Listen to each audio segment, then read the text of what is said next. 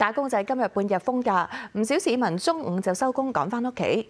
海陸交通而家都差唔多停頓，港鐵維持有限度服務。天文台一早預告下晝2點20分改發8號信號，唔少打工仔仍然要返半日工。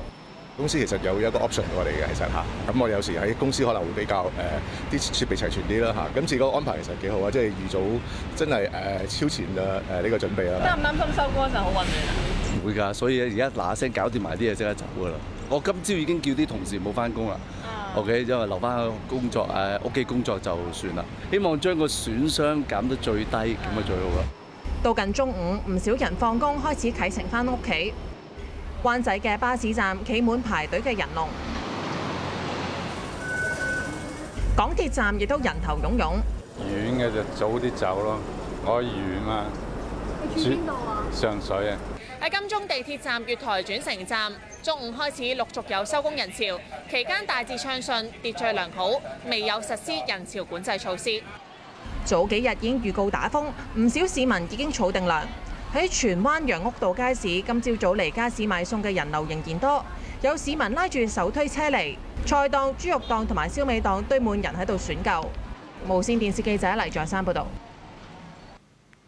超強颱風華加莎早前掠過菲律賓北部，造成最少3死9人受傷，仲有5個人失蹤。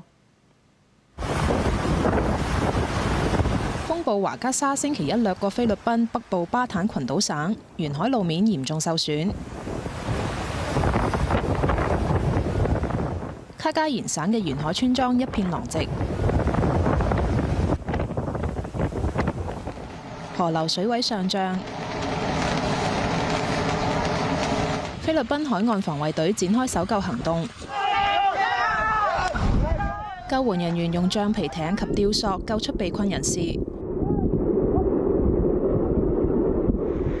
颱風引發洪水同山泥傾瀉，超過17500名受影響民眾被安置喺252個避難所，多處有電線桿被吹冧，超過74萬戶電力供應受影響。菲律賓國家電網公司表示，停電係因為主線路故障，已經開展評估並且全力協調，希望盡快恢復供電。華加莎係今年最強颱風之一，佢星期一下晝3點以每小時215公里嘅持續風速掠過呂宋北部。當局星期一關閉首都馬尼拉地區同埋北部29個省嘅學校同政府辦公室，並且禁止船隻出海，國內線航班亦取消。菲律賓國家減災委員會接報，有28棟房屋同埋13處基礎設施受損。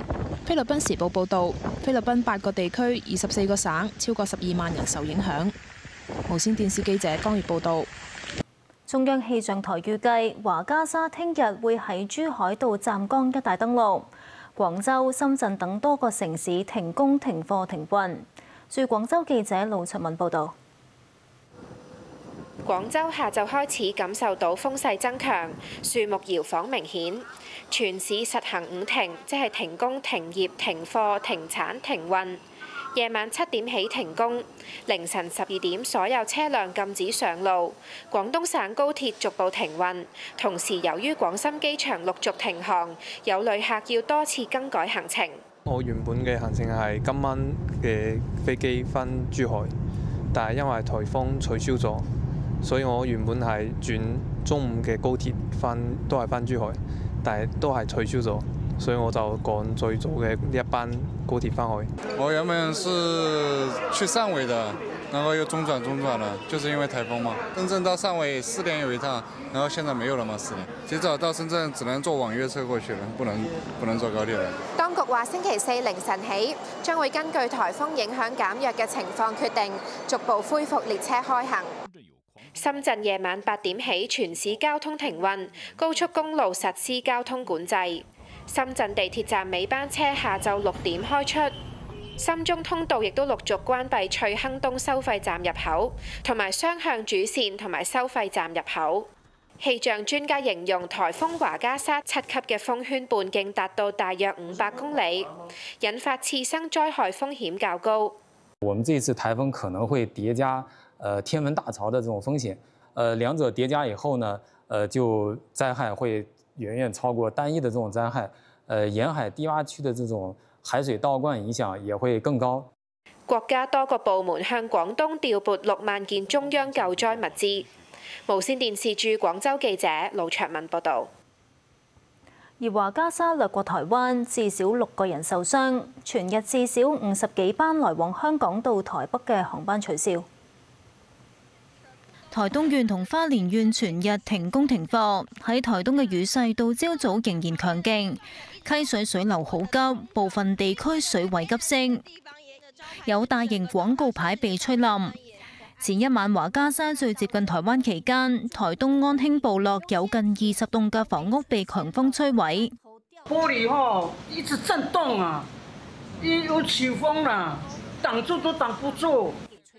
花蓮馬太安溪7月風暴韋柏吹襲期間形成咗堰塞湖，而喺華加沙嘅影響之下，雨量急增，下晝大量夾雜泥沙嘅洪水不斷湧向下游，導致馬太安溪橋被沖斷，堤防潰堤，鄰近嘅居民已經提早撤離。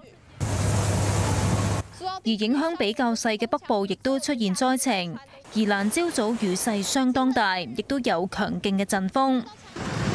有大廈外牆嘅瓷磚被吹爛，碎片散落一地，冇人受傷。有圍牆不敵強風倒冧，砸毀一部私家車。全日至少有50幾班來往香港至台北嘅航班取消。桃園機場有大批受影響旅客到櫃台等候消息。而隨住華加沙逐漸遠離台灣，當地朝早已經解除陸上警報，但當局提醒華加沙同佢嘅外圍環流仍然會為當地帶嚟暴雨。